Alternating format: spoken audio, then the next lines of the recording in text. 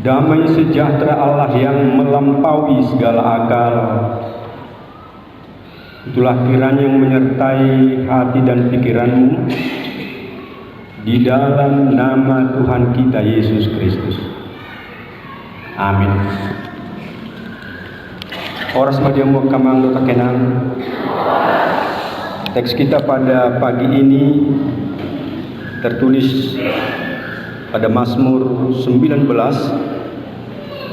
ayatnya yang ke-8 sampai 15. Mazmur pasal 19 ayat 8 sampai 15. Kita baca secara responsoria.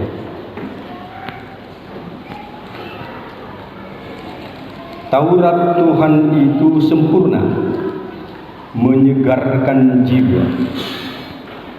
Peraturan Tuhan itu teguh, memberikan hikmat kepada orang yang tak berpengalaman.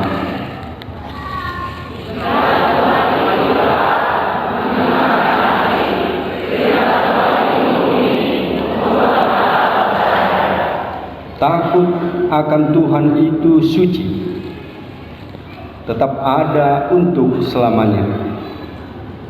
Hukum-hukum Tuhan itu benar, adil semuanya.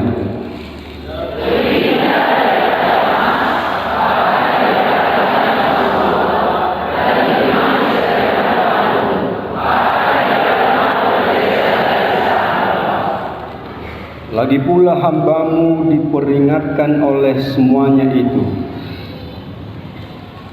dan budak yang berpegang padanya mendapat upah yang besar.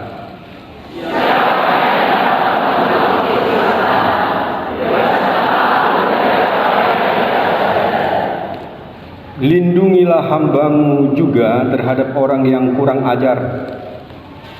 Janganlah mereka menguasai aku, maka aku menjadi tak bercela dan bebas dari pelanggaran besar.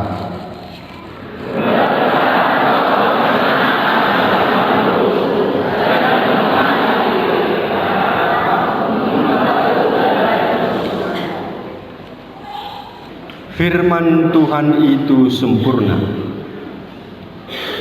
Firman Tuhan itu sempurna.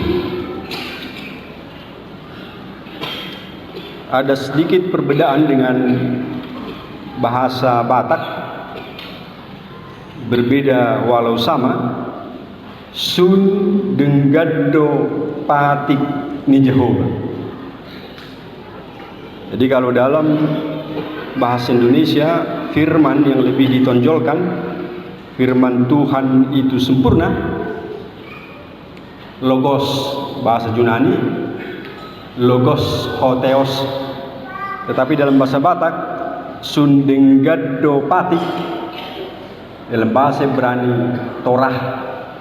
Ini lebih dekat kepada aturan, konstitusi, perjanjian, dan lain sebagainya.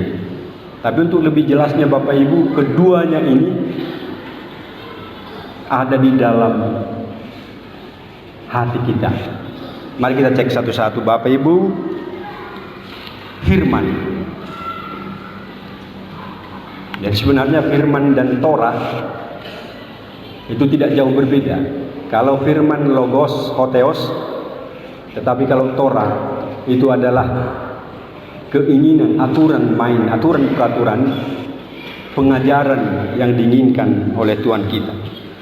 Sekali lagi, keduanya ini sudah ada di dalam hidupku, di dalam hidupmu, di dalam hati kita bersama. Coba kita cek. Kalau kita baca dalam 1 Korintus 3 ayat 16. Your body is the temple of the Holy Spirit. Tubuhmu adalah bait Allah.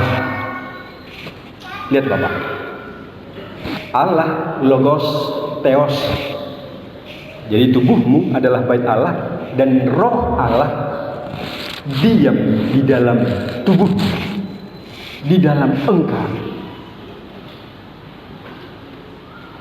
Jadi sebenarnya tidak asing lagi logos yang kita kenal, firman yang menjadi Allah. Tetapi firman itu juga ada di hati kita. Itu sebabnya dalam Kejadian 1:27 imago Dei, bahwa wajah kita ini adalah wajah Allah. Jadi sebenarnya manusia adalah cerminan dari Allah. Itu sebabnya dalam Mazmur 8 disebut sumurung apala otikdo au sian debata. Hanya perbedaan sekelumit sang guling Nah, oleh sebab itu Bapak Ibu, kalau personalku dihadiri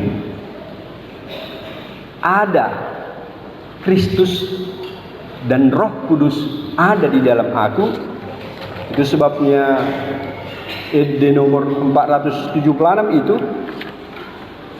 dada au guru diau be Yesus dona puna au, itu loh. Jadi kalau Yesus Allah Logos firman ada di dalam aku dan rohnya ada dan tinggal di dalam aku, maka tepatlah lagu kita ini, dada au be guru diau. Hidupku bukannya aku lagi, demikian sekolah minggu kita, tapi Yesus di dalam. Nah, lihat penampakan kita sebenarnya, personifikasi dan kepersonalan kita telah dihuni, telah dilahirkan. Roh Allah ada di dalam aku. Itu logos. Jadi kalau disebut di dalam topik kita, firman itu sempurna. Kesempurnaan firman itu ada di dalam hidupku, hidupmu, hidup kita bersama. Yang kedua, mari kita lihat sekilas tentang Torah. Dalam bahasa Batak tadi disebut Sundeng Gaddo Patik ni Jehovah. Patik.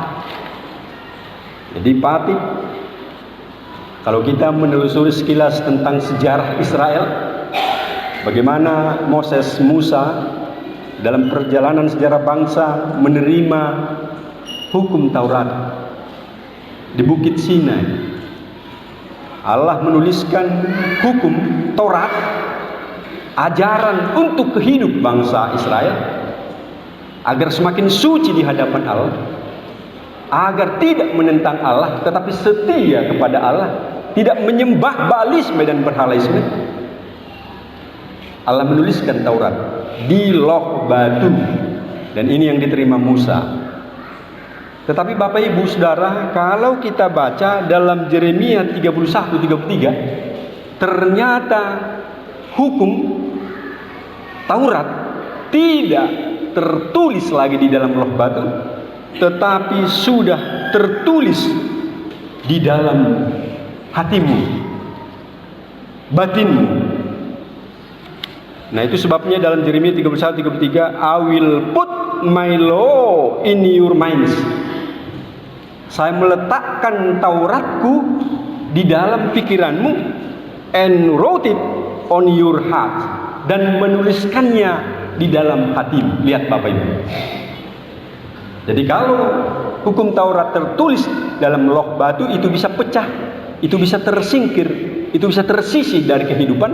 Tetapi sengaja Allah menuliskan di dalam hati dan pikiran supaya itu menyatu di dalam kehidupan kita.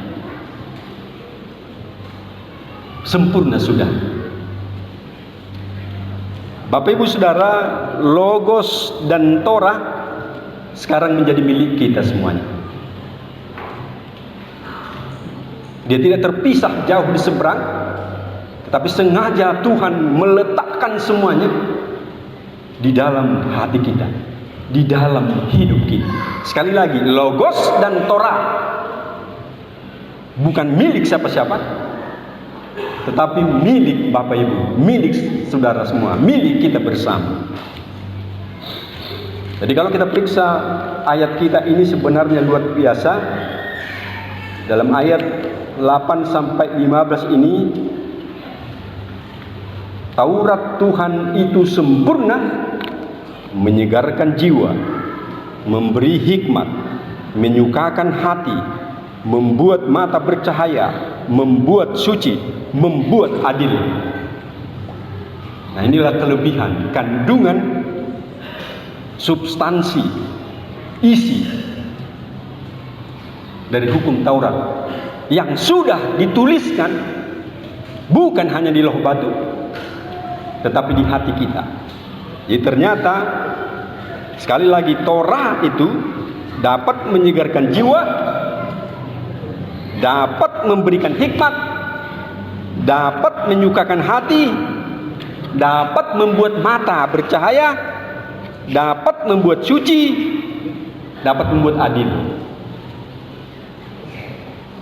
Jadi semuanya substansi ini sudah ada di dalam kehidupan kita. Tidak asing lagi soal keadilan, soal kesucian, soal-soal yang lain, soal kesegaran, soal hikmat, semuanya ada di tubuhmu, di hidupmu, di hidup kita bersama. Itu sebabnya lebih dari segalanya. Kalau kita telusuri, siapakah yang dapat mengetahui? Torah itu melebihi segalanya karena mengandung banyak unsur, lebih indah dari emas, lebih manis dari madu.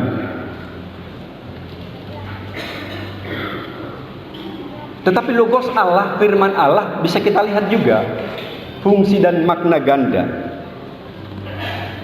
Jadi untuk apa sebenarnya firman ini dituliskan Allah? Jadi kalau kita ketahui bahwa kehadiran kelahiran Kristus, Hologos Hotheos di tengah dunia, dalam Yohanes 3:16 membawa keselamatan bagi setiap orang yang percaya. Tetapi dalam 2 Timotius 3:16, lihat kegunaan daripada firman Tuhan. Segala tulisan yang diilhamkan oleh Allah memang bermanfaat untuk mengajar. Jadi Alkitab yang saudara miliki, firman Allah, Injil yang saudara miliki, yang sudah menyatu di dalam hatimu, bermanfaat untuk mengajarkan engkau, menyatakan kesalahanmu, memperbaiki kelakuanmu, dan mendidik orang di dalam kebenaran. Logos dan Torah bermakna luar biasa, lebih daripada madu, lebih dari segalanya. Nah, Bapak Ibu saudara-saudara, beberapa ayat lagi dalam Rom 1:16, sebab aku mempunyai keyakinan yang kokoh dalam Injil, sebab Injil ini adalah kekuatan Allah menyelamatkan setiap orang yang percaya. Injil ini Evangelion, menyelamatkan setiap orang yang percaya. Saudara-saudara mau selamat, bersahabatlah dengan Injil. Terima Injil. Jangan tolak Injil. Jangan tolak firman Allah. Kehadiran saudara di dalam segala kegiatan Kristiani ini semakin membuktikan bahwa saudara cinta kepada firman Allah. Sebab saudara mengerti dan paham bahwa firman adalah kekuatan bagi orang percaya untuk dan demi keselamatan. Tetapi kita juga diajarkan bahwa Torah ini kasih kepada Allah.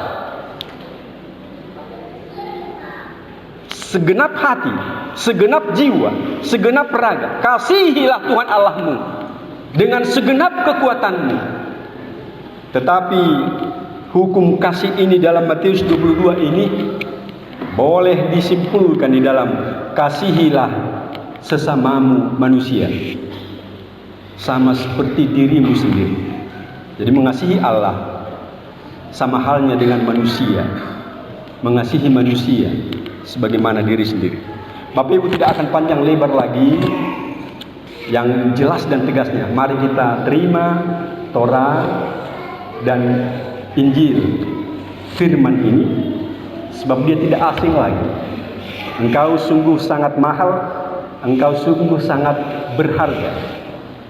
Dia sengaja meletakkan keduanya ini di dalam hatimu, hatiku, hati kita bersama, mengukir di dalam minds, otak kita, pemahaman dan pengertian kita. Jadi dia ada di dalam hidupku, hidupmu, hidup kita bersama. Kalau kita sudah paham artinya, maknanya, fungsinya, mari kita simak, hidupi di dalam kehidupan. Sama ambil sebuah contoh Bapak Ibu. Saudara pasti kenal dengan siput. Siput bahasa Batakna keong. Saya nggak tahu apakah keong kita berbeda. Keong Samosir dengan keong Jalan Kartini atau keong Tebing Tinggi. Saya sadar bahwa itu tidak berbeda. Tapi lihat keong. Jadi kalau keong persis seperti ini, ya kan? Ini cangkangnya, tapi ini radarnya. Ada mata di sini. Jadi keong dua mata, simar mata itu keong. Ada matanya. Lihat dia berjalan Bapak Ibu. Dia pasang radarnya, dia berjalan, melihat situasi yang terjadi. Kalau dia mengalami banyak tantangan di depan, di samping, di belakang, dan di mana saja, lihat apa yang terjadi. Dia pasti memasuki rumahnya, melipat radarnya, memasuki rumahnya. Saudara tahu kenapa dia sampai memasuki rumahnya? Dalam bahasa keong, dalam psikologi kekeongan, ternyata dia merefleksi diri. Dia berdoa, Tuhan, begitu banyaknya tantangan yang terjadi di depan, apakah yang harus kuperbuat? Kuatkan aku Bapa, kuatkan aku untuk menjalani kehidupan ini. Dia sadar, dia bertanya di dalam hatinya. Nah, oleh sebab itu setelah dia keluar, dia kuat, dia bisa melampaui segalanya. Saya bukan menyamakan Bapak Ibu seperti binatang itu, tetapi lihatlah prinsipnya. Kalau Tuhan tadi membentuk hidup kita, meletakkan logos, firman dirinya sendiri dan pengajarannya di dalam hidup kita. Kalau keong berjalan melintasi ancaman dan tantangan, dia merefleksi diri dan bertanya di dalam tubuhnya, apa yang aku perbuat? Sekarang Bapak Ibu Saudara, kenapa manusia tidak bertanya kepada Tuhannya, tidak merefleksi diri, tidak mengadu, tidak meminta petunjuk daripada Allah, sementara Allah dan Roh Allah ada di dalam hatimu? 1 Korintus 3:16. Tubuhmu, baikku, aku diam di dalam engkau, rohku ada di dalam engkau. Kenapa Bapak Ibu Saudara? Lintasi perjalanan ini, hadapi tantangan ini, tapi pasrah dan tanyalah kepada Roh Allah, Tuhan, apa yang aku harus perbuat? Sensenina, what I have done, what will I do? Sekali lagi, di tengah posisi, di tengah situasi dan kondisi kita saat ini.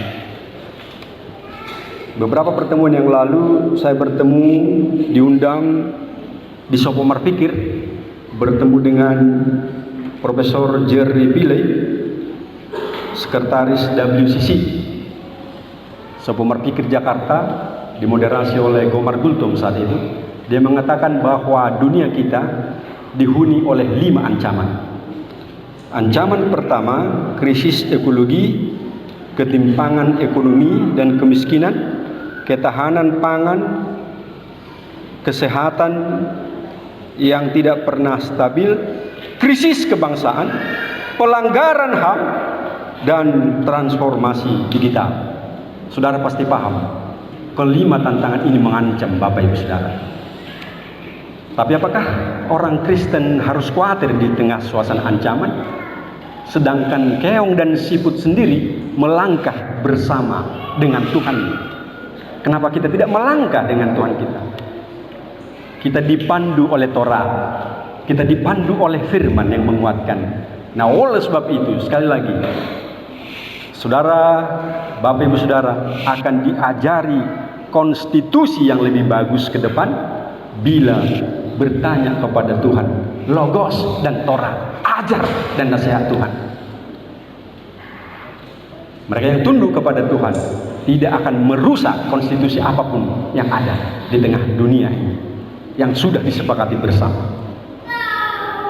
Nah, oleh sebab itu, kalau kita menyingkir, kalau kita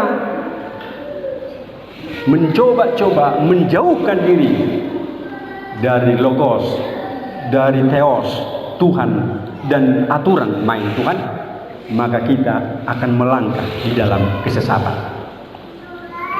Nah, oleh sebab itu sekali lagi, pergilah di dalam damai. Berangkatlah. Yakin bahwa tantangan tidak akan pernah terlupakan di tengah dunia.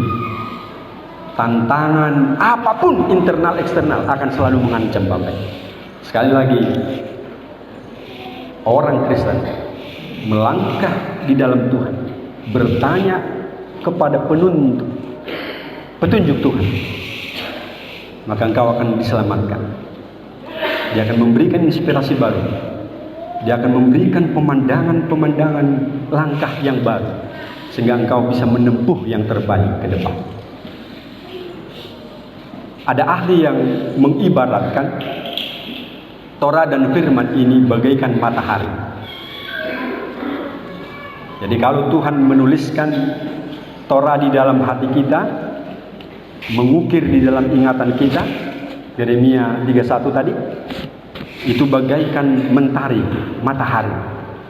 Jadi matahari yang ada di dalam tubuh kita.